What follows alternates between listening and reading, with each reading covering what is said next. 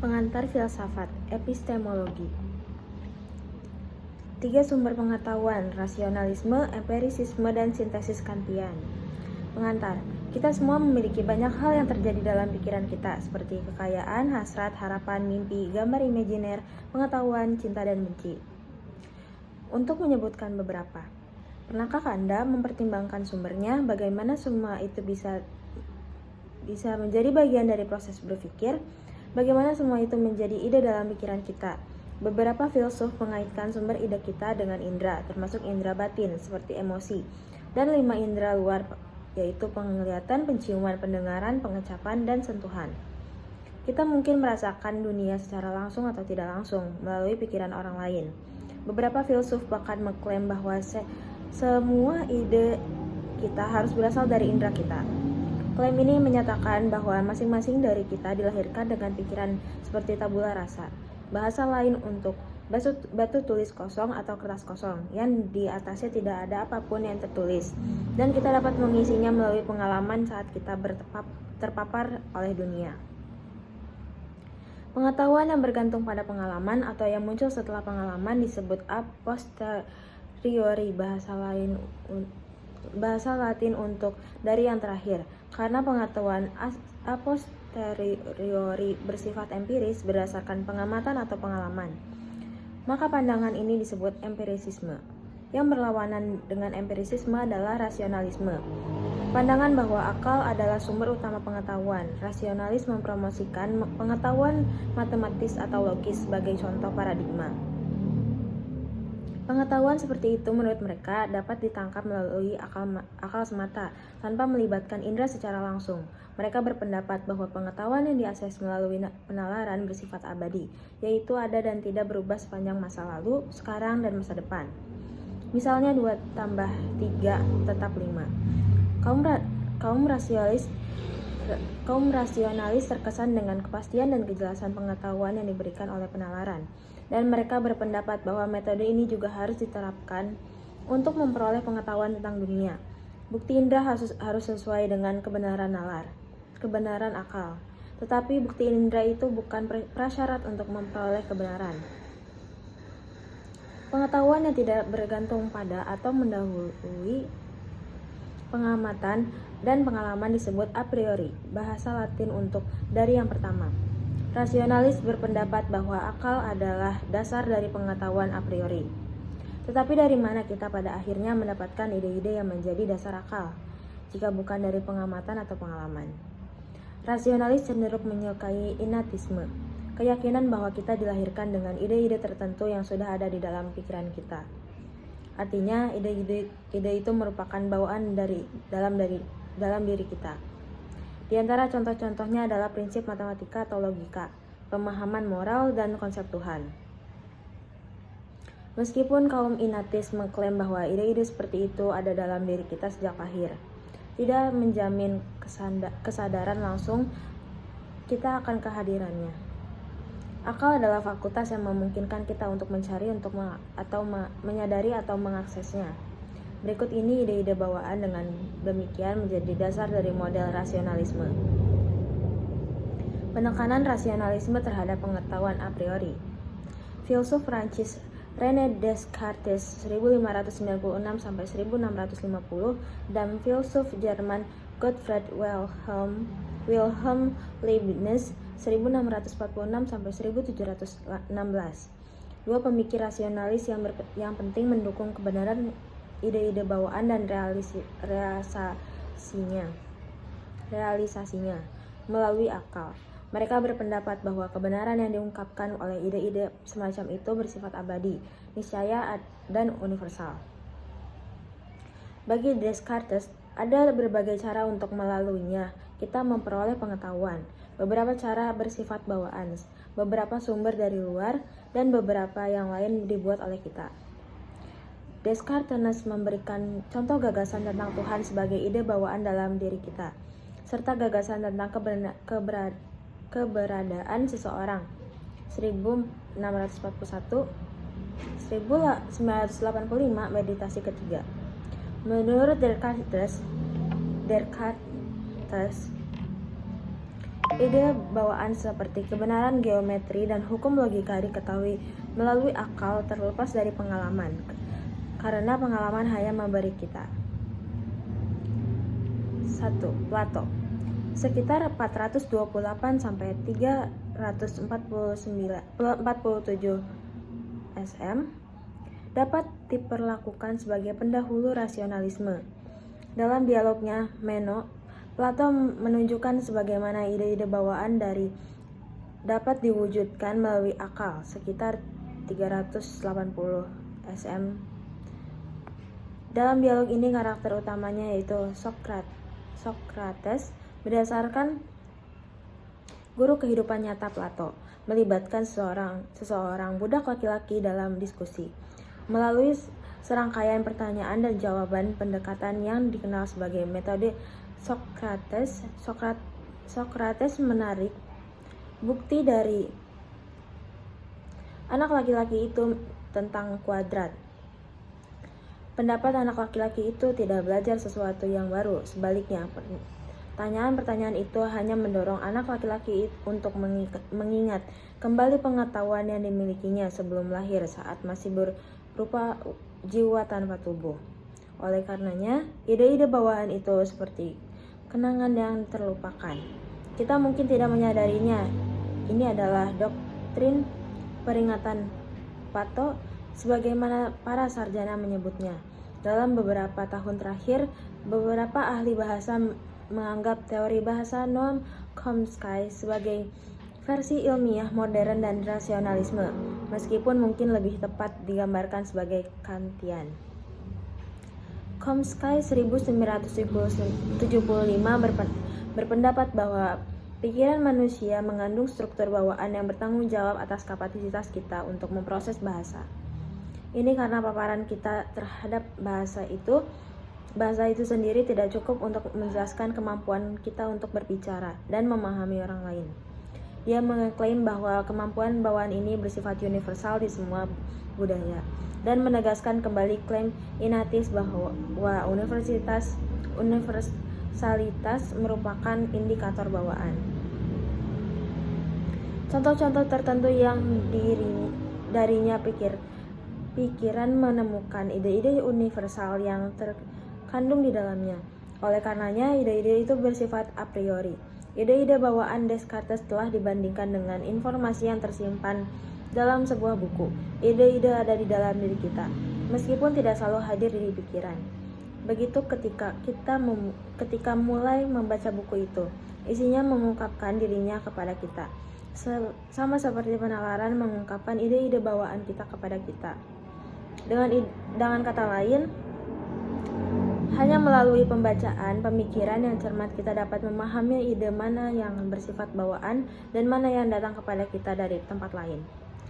Leibniz menyebutkan bahwa ide sebagai prinsip.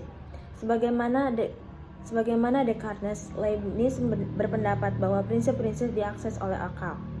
Sifat universal dari kebenaran matematis, misalnya tidak diungkapkan oleh indera, adalah fakultas akal yang memperoleh kebenaran universal. Dari contoh-contoh individual, Leibniz berpendapat bahwa kumpulan contoh yang didasarkan pada indera tidak dapat membawa kita kebenaran yang niscaya.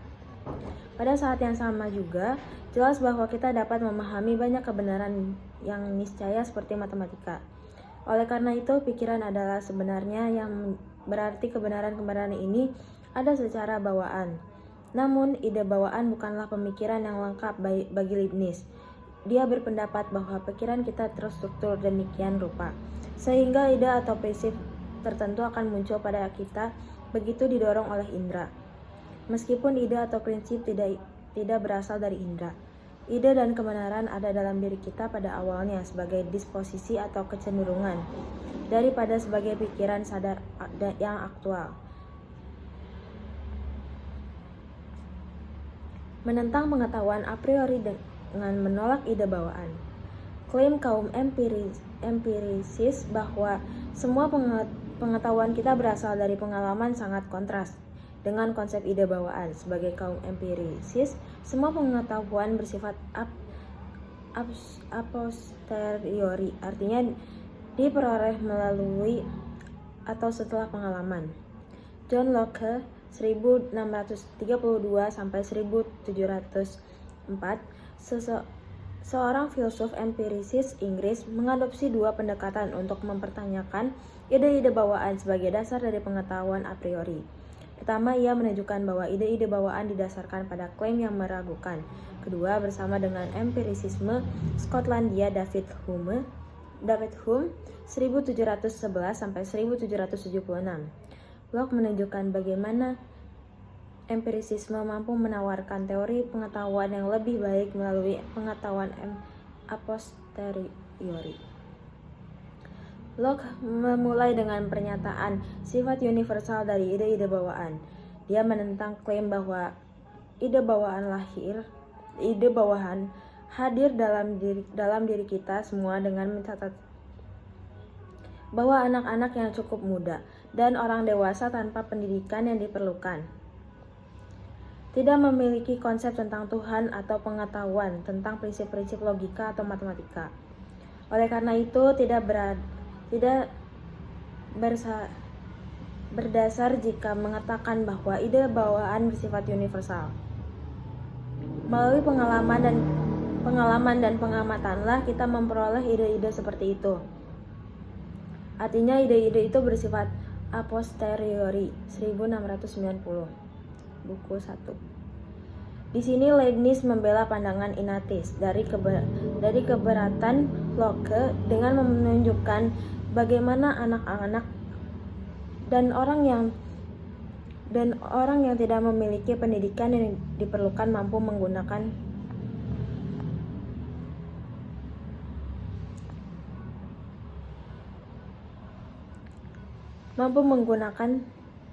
prinsip-prinsip logika dan matematika dalam kehidupan sehari-hari. Mereka tanpa memahami apa itu prinsip logika dan matematika atau tanpa mampu mengartikulasikannya dalam kata-kata. Seorang anak untuk menggunakan contoh saya sendiri tahu tanpa kebingungan bahwa dia tidak bisa duduk di pangkuan kedua orang tuanya pada saat bersamaan. Demikian pula mereka yang tidak belajar matematika secara formal masih dapat mengetahui bahwa dua ladang jagung berbentuk segitiga yang berdekatan yang dipisahkan oleh pagar di sisi terpanjangnya dapat membuat satu ladang jagung persegi dengan menghapus pagar yang memisahkannya. Terbukti, seperti yang dikatakan Leibniz, prinsip hukum logika dan matematika adalah bawaan. Tetapi ini tidak berarti bahwa semua ide bawaan diterima secara universal. Ada kemungkinan bahwa kita memiliki ide bawaan, namun beberapa dari kita tidak menyadarinya. Locke lebih lanjut berpendapat, sebagaimanapun tidak ada apapun di dalam pikiran yang tidak didasarinya. Memiliki ide bawaan tanpa menyadarinya bukanlah posisi yang layak bagi Locke. Sebuah ide harus dialami atau dipikirkan terlebih dahulu. Bagaimana lagi ia bisa ada di dalam pikiran? Pada titik ini Leibniz tidak setuju dengan Locke. Adalah mungkin untuk memiliki banyak ide dalam pikiran tanpa menyadarinya. Misalnya Anda menyerap lagu yang diputar di pasar tanpa menyadarinya secara sadar. Lagu itu tidak mudah diakses atau transparan dalam pikiran kita. Karena Anda tidak dapat mengingatnya, namun ia mungkin dapat dikenali setelah mendengarnya lagi. Jadi ia sudah pasti ada di dalam Anda di suatu tempat dalam arti tertentu. Demikian pula ide bawaan bisa ada di pikiran kita tanpa Anda sadari. Kita dilahirkan dengan fasilitas untuk mewujudkan ide-ide bawaan kita ketika kondisi yang menguntungkan diperoleh kemudian hari, seperti ide-ide keindahan, keadilan, dan kebenaran matematis. Jawaban Locke adalah bahwa realisasi ide atau kapasitas dalam situasi yang tepat berlaku untuk semua ide, bukan hanya ide yang konon bawaan. Ia menentang Ignatius untuk menghasilkan kriteria untuk membedakan ide bawaan dari yang bukan bawaan. Leibniz menanggapi dengan kriteria seperti berikut. Ide bawaan itu bersifat niscaya. Ia pasti benar, tidak dapat salah. Sedangkan ide-ide non-bawaan hanya bersifat kontingen. mungkin benar, mungkin salah. Kita dapat membedakan kebenaran niscaya ada karenanya abadi menurut pandangan Leibniz dari kebenaran yang bergantung pada berbagai fakta. Penekanan empirisisme terhadap pengetahuan a posteriori. Locke mengklaim untuk menunjukkan sebagaimana pikiran yang seperti tabula rasa saat lahir memperoleh pengetahuan.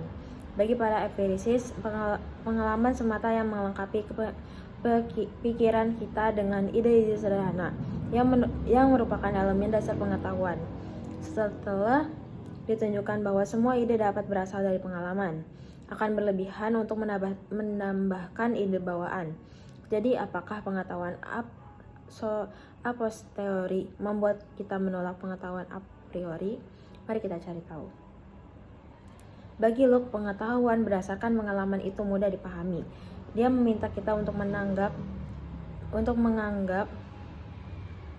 bahwa kita memiliki ide bawaan tentang warna dan bahwa kita juga dapat melihat warna dengan mata kita. Dalam hal ini, karena kita tidak perlu bergantung pada keduanya, maka kita cukup mengandalkan indera kita, karena lebih mudah dan sederhana untuk memahami pengetahuan yang diperoleh dari pengalaman indera daripada pengalaman yang berasal dari beberapa sumber yang tidak kita sadari. Di sini Locke menerapkan prinsip pisau cukur Ockham yang menunjukkan bahwa sebisa mungkin kita harus mengadopsi penjelasan yang sederhana daripada yang rumit. Penjelasan sederhana memiliki kelebihan berupa kurang rentan terhadap kesalahan yang lebih ramah terhadap pengujian daripada penjelasan yang rumit yang tidak menambah nilai penjelasan.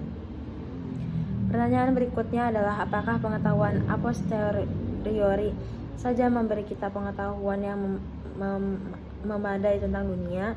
Mari kita ambil contoh mengalami dengan demikian mengetahui bunga seperti mawar. Saat kita mengalami mawar, warna, tekstur, dan aromanya yang khas adalah ide-ide yang melaluinya. Kita menjadi sadar dan akan objeknya. Tetapi ketika kita tidak mengalami atau merasakan bunga mawar, kita masih bisa memikirkannya. Kita juga dapat mengenalinya saat berikutnya kita melihat bunga tersebut dan mempertahankan keyakinan bahwa bunga itu berbau manis, indah untuk dilihat, dan lembut untuk disentuh.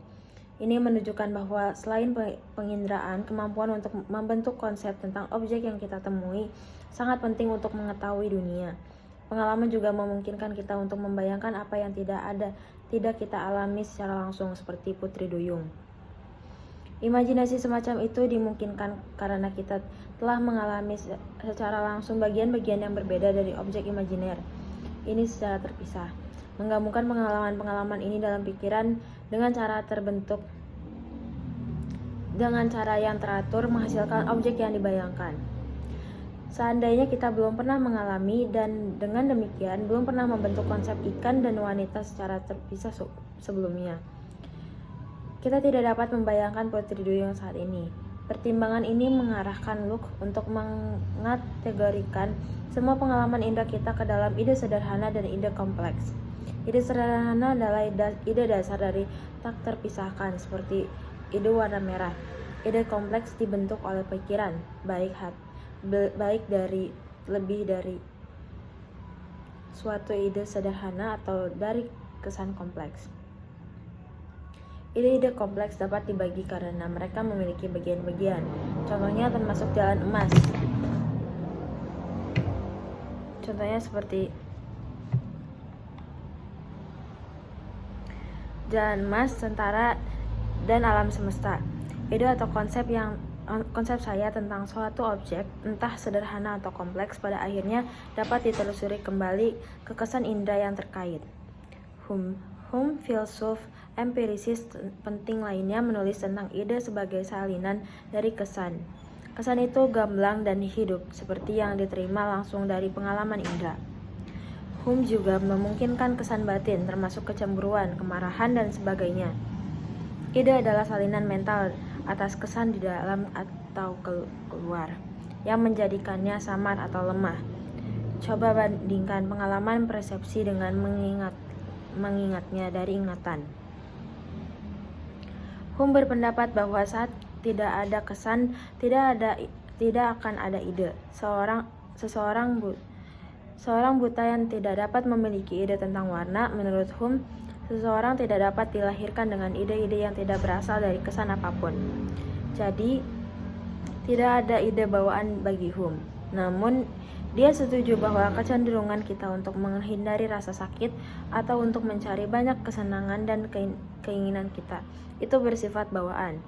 Di sini saya berpendapat bahwa bahkan kecenderungan ini didasarkan pada kesan indrawi kita dan ide-ide terkait yang kita bentuk dari kesan itu. Kecenderungan mental untuk berulang kali mencari kesenangan atau menghindari rasa sakit datang kepada kita hanya setelah kejadian pertama terpapar salah satu sensasi itu. Berbeda dengan bagi Descartes, bahkan ide tentang Tuhan masuk pengetahuan a-posteriori bagi Hume. Karena tidak ada seorang pun dari kita yang mengalami Tuhan secara langsung. Menurut Hume, tidak ada kesan tentang Tuhan yang tersedia bagi kita untuk membentuk ide yang sesuai. Dalam pandangan Hume, imajinasi kita membentuk ide ini dengan memperluas pengalaman kita tentang kualitas yang dimiliki oleh orang-orang di sekitar kita. Mengingat bahwa bahkan ide tentang Tuhan dapat diturunkan dari kesan-kesan indrawi. Ini memberikan dukungan lebih lanjut pada klaim empirisis bahwa semua ide kita bersifat a-posteriori. Oleh karena itu, menurut Hume, klaim rasionalis tentang keberadaan ide-ide bawaan dan pengetahuan a priori itu keliru. Kekurangan teori tabula rasa. Kelemahan teori tabula rasa kaum empiris dapat diungkap jika kita dapat menunjukkan bahwa tidak ada semua ide kita berasal dari kesan yang terkait. Namun, ini tidak berarti kita harus kembali ke teori rasionalis tentang ide bawaan. Seperti yang kita akan lihat, rencananya adalah menjajaki alternatif ketiga. Kehadiran konsep-konsep umum dalam pikiran kita menunjukkan bahwa tidak selalu ada hubungan suatu antara ide dan kesan indrawi yang terkait. Misalnya kita melihat berbagai contoh warna biru di sekitar kita. Dan dari contoh ini kita membentuk konsep umum tentang biru. Konsep umum ini tidak disalin dari satu kesan tertentu tentang biru atau bahkan dari corak tertentu warna biru. Kita juga memiliki konsep abstrak seperti keadilan, kebaikan, dan keberanian yang tidak dapat dilacak ke kesan indrawi yang terkait. Dalam kasus seperti itu,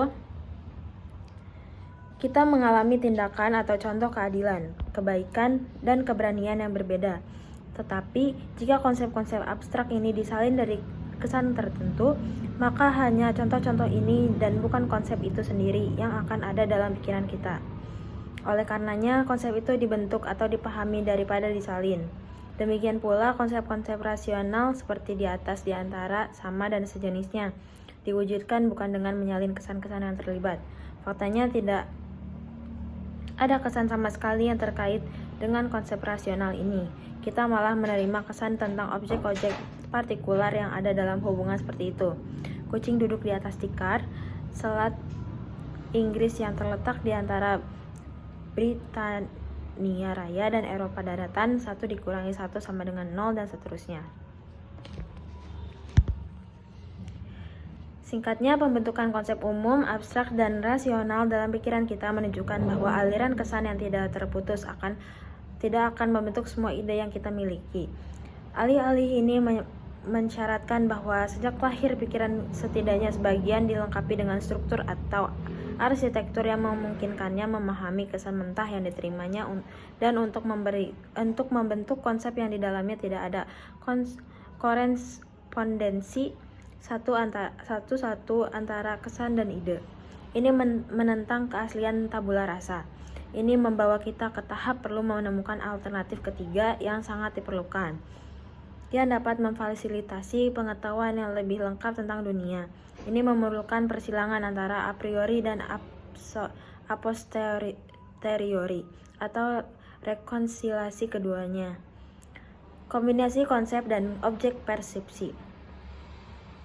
Kesegaran dan sifat langsung sensasi, kesan dan persepsi membuatnya pasti.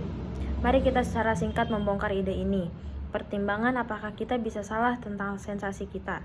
Secara umum dianggap bahwa sementara kita bisa salah tentang seperti apa dunia ini, kita tidak bisa salah tentang fakta bahwa kita memiliki sensasi tertentu. Bahkan jika Anda sedang bermimpi detik ini dan tidak ada buku nyata di depan mata Anda tidak dapat menyangkal bahwa Anda mengalami sensasi tertentu yang menyerupai halaman putih dan font hitam dalam bentuk kata-kata. Oleh karenanya, sensasi kita itu pasti dan tidak dapat kita menemukan dukungan terhadap pandangan ini dari filsuf empirisis Anglong Irlandia George Berkeley 1685 sampai 1753. Pandangannya tentang idealisme adalah bahwa hanya pikiran dan ide-idenya. Sensasi dianggap sebagai ide yang tidak ada. Kita hanya menyadari ide-ide secara langsung dan dunia fisik objek yang tidak secara independen dari pikiran hanya sebagai representasi dari pikiran. Terbatas atau tak terbatas. Oleh karena itu, Berkeley merekomendasikan adalah persepsi, dalam bahasa Latin es percipi. Namun kita tidak akan mengeksplorasi pandangan ini di sini, karena kita berfokus pada pandangan yang lebih berpengaruh bahwa ada realitas yang independen dari pikiran. Untuk diskusi tentang Berkeley, lihat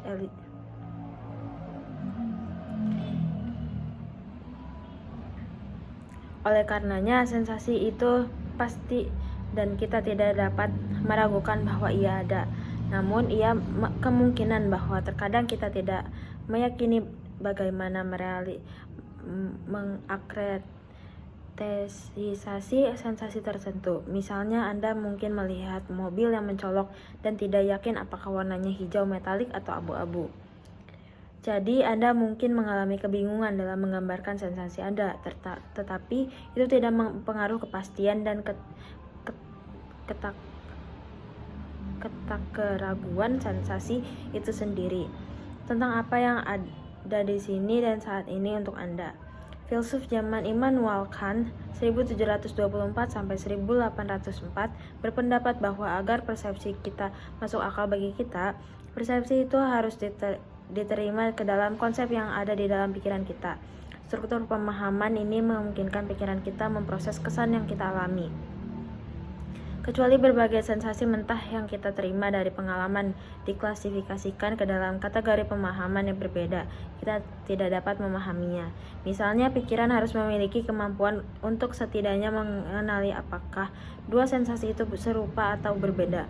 Tanpa kemampuan ini, kita tidak dapat memahami pengalaman atau pertimbangan bahwa kita juga melihat bahwa objek berada di dalam ruang dan waktu, berada dalam hubungan sebab akibat dan termasuk dalam kategori persatuan pluralitas afirmasi negasi, partikular, universal, dan sejenisnya. Di sini sekali lagi kita tidak mampu memahami pengalaman apapun yang tidak diproses melalui kategori-kategori ini. Kant berpendapat oleh karena itu, ruang, waktu, sebab akibat, kuantitas, kualitas, dan sejenisnya direpresentasikan kepada kita dalam struktur atau konsep bawaan yang sesuai dengan pikiran kita sebelum pengalaman. Menurut Kant, kategori-kategori ini bersifat transendental dalam arti bahwa mereka menjebatani kesenjangan antara pikiran dan dunia. Mereka adalah struktur jembatan atau konsep persembunyi yang menempati papan tulis kosong dan membentuk cara kita memikirkan dan mengalami dunia. Tentu saja, konsep-konsep ini juga membutuhkan masukan input atau objek persepsi, objek kesadaran langsung yang disampaikan langsung kepada kita dalam pengalaman persepsi melalui indera. Seperti pandangan Kant yang terkenal, diungkapkan objek persepsi tanpa konsep itu buta dan konsep tanpa objek persepsi itu kosong. Sejauh ini kita telah melihat melalui berbagai tahapan bahwa rasionalisme dan empirisisme tidak lengkap. Idealisme transdental Kant demikian pandangannya disebut mencapai keseimbangan, mendamaikan kedua aliran tersebut. Dia digabungkan masukan sensorik dan konsep bawaan menjadi satu kesatuan tentang bagaimana kita memahami dunia. Sebelum kita mengakhiri bab dengan langkah terakhir dalam pendekatan Kant, mari kita kembali ke Descartes dan Hume sekali lagi. Dua filsuf yang paling mengaruhi Kant. Pengetahuan sintetik a priori. Descartes berpikir bahwa akal saja dapat memberikan kepastian bagi semua pengetahuan manusia. Intuisi dan deduksi adalah alat yang melaluinya, fakultas akal beroperasi. Intuisi adalah kapasitas untuk melihat ke dalam dan memahami objek intelektual, kebenaran dasar. Sebagai seorang ahli geometri, Descartes berpikir bahwa dedukasi, jenis penalaran yang kebenaran kesimpulannya dijamin oleh kebenaran premisnya, harus digunakan untuk memperoleh pengetahuan tentang dunia, dimulai dengan masukan ide-ide yang jelas dan terpilah-pilah. Karena intuisi dipisahkan dari bukti indrawi, kebenaran yang terbentang dapat diketahui secara a priori. Hasilnya adalah bahwa pengetahuan substansial tentang dunia dapat diperoleh secara a priori. Menurut Hume, ada dua cara yang di dalamnya penalaran bertujuan untuk mendapatkan pengetahuan tentang dunia, melalui hubungan ide-ide dan melalui materi fakta. Bagian Hume berpikir bahwa metode dedukasi membangun hubungan di antara ide-ide yang telah kita peroleh melalui pengalaman, misalnya seorang ibu adalah orang tua wanita. Hubungan ide-ide ini adalah jenis kebenaran yang kita temukan dalam logika matematika, misalnya proposisi bahwa lingkaran itu bulat. Mereka itu benar menurut definisinya. Kebenaran seperti itu bersifat niscaya atau pasti. Penyangkalan atasnya mengarah pada kontradiksi. Mereka juga dikenal secara a priori. Karena mereka tidak bergantung pada bagaimana dunia ini ada. Karena alasan ini, hubungan ide dan dedukasi tidak menghasilkan pengetahuan baru yang substantif tentang dunia. Pengetahuan yang mereka berikan sudah dipahami oleh kita, seperti yang ditunjukkan oleh contoh di atas. Bahkan jika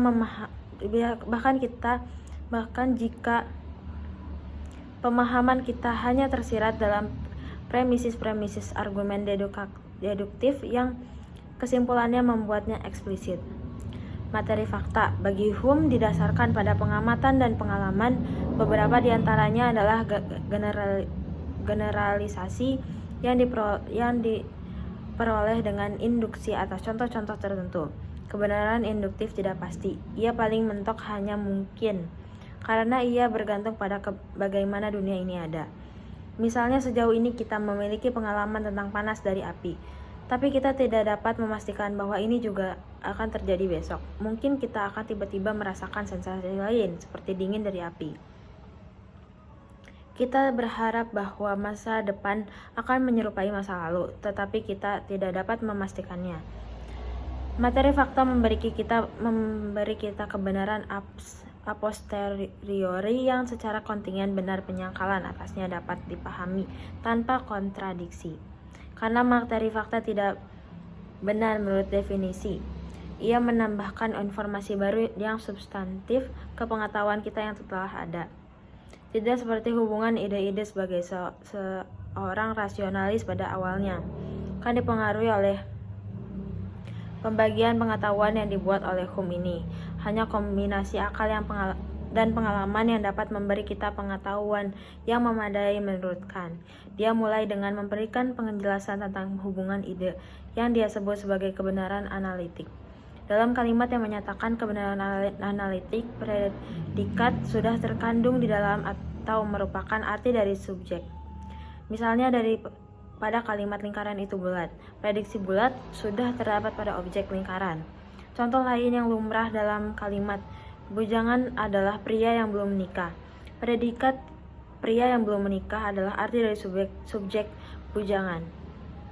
Kita tidak dapat menyangkal kebenaran seperti itu tanpa kontradiksi. Kalimat seperti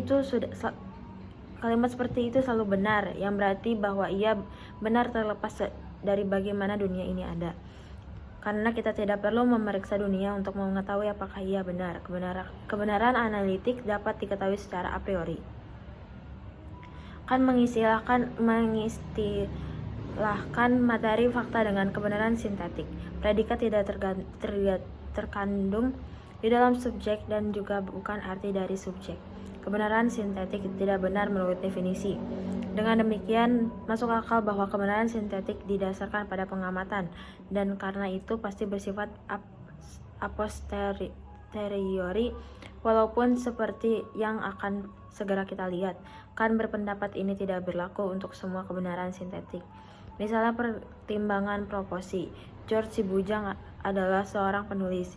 Kita memiliki informasi baru di sini tentang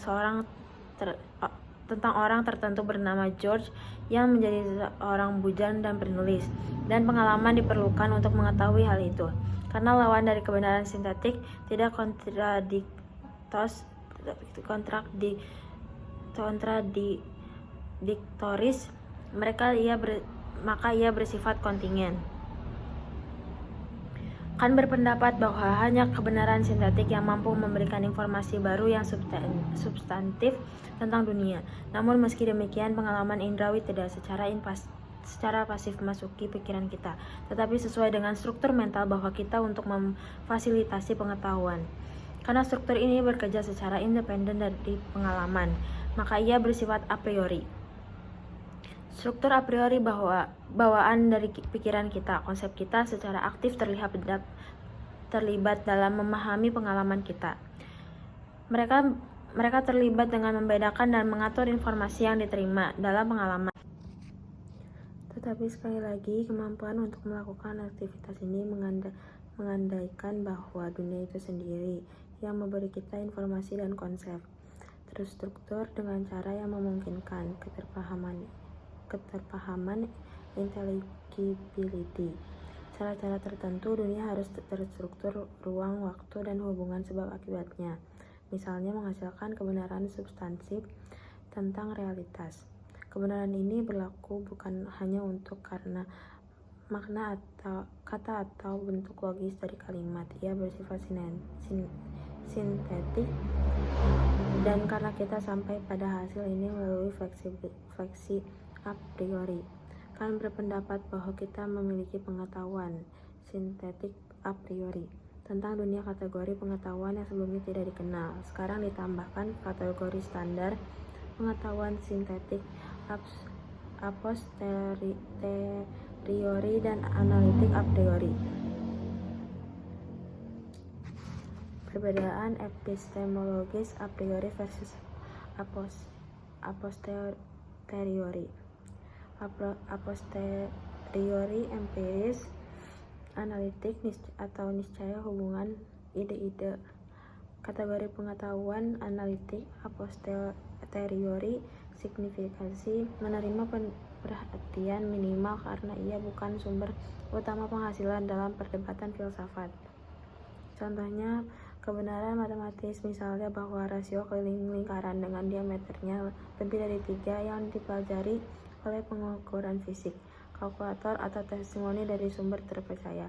Meskipun kebenaran semacam itu umumnya dianggap bersifat analitik, tidak setuju dengan menganggapnya bersifat sintetik. Sintetik atau kontingen materi fakta, kategori pengetahuan sintetik a posteriori. Signifikansi ditemukannya oleh kaum empiris, contohnya kebenaran tentang dunia eksternal yang diketahui secara langsung melalui alat indera atau penyelidikan ilmiah. A priori rasional, kategori pengetahuan analitik a priori. Signifikasi ditekankan oleh kaum rasionalis, contohnya logika murni. Pertanyaan-pertanyaan benar menurut definisinya yang diketahui dengan memahami maknanya. Kategori pengetahuan sintetik a priori. Signifikasi kategori kontroversial yang dipostulatkan oleh sintetis Kantian. Meskipun kebenaran dalam kategori ini bersifat kontingen dalam pengertian logika yang ketat, penyangkalan atasnya tidak bersifat kontradiktori secara logis. Kant mengklaim ada semacam keniscayaan metafisik untuknya karena kebenaran dalam kategori ini berlaku universal yang bersifat kekal.